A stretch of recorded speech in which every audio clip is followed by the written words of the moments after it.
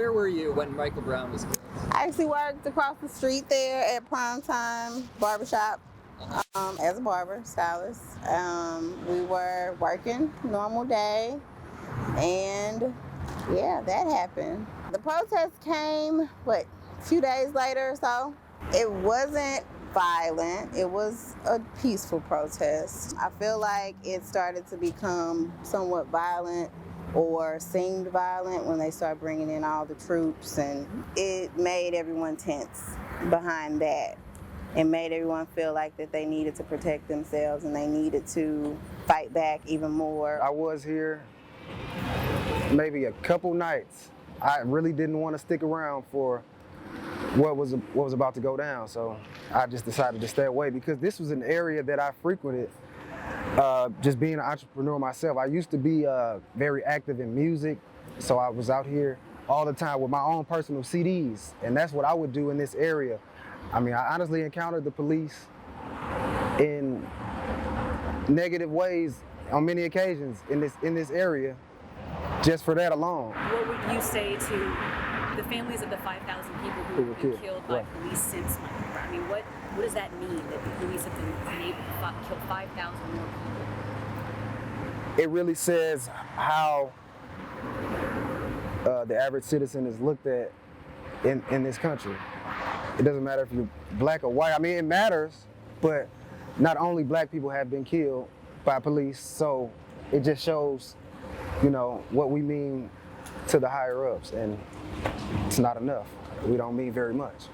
Making an appeal to the government, they don't listen to us in the first place. Like, what is the point? Because I feel like they don't feel like they have to. Because they're up there, we're down here. Who are you? Just like in a corporate world. President's up there, sitting in his big office, and we're down here making him more money.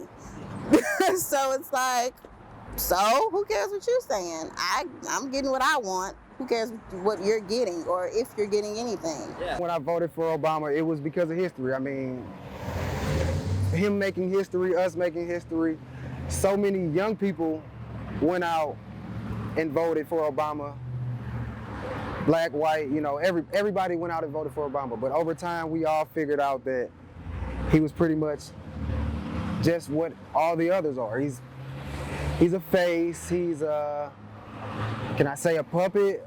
But he's a politician. So he proved to not be what he said he was gonna be. And that's why I didn't vote for him the second time. So we're angry because we don't have that job, or we don't have the food in the house, or the immigrants that are losing their parents for what?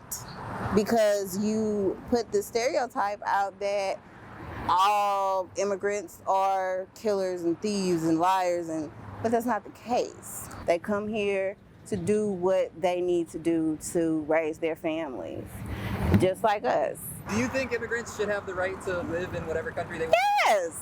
I guess they have a 15-year-old and a 10-year-old boys.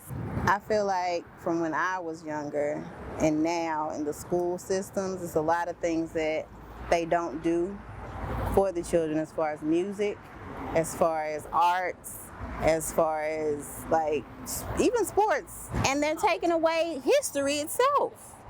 They're taking away history itself. Say more about that. What do you mean when they're taking away history? They're not educating the children on what their real culture is.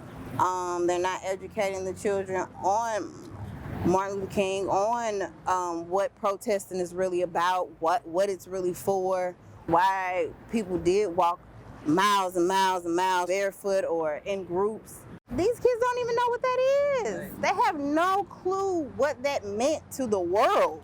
There's some murals in a public school in San Francisco about the history of the United States, that include visual representations of slavery and of Native American genocide. And there's an attempt right now to have those erased because they are traumatic to look at. And sorry, but that's another thing.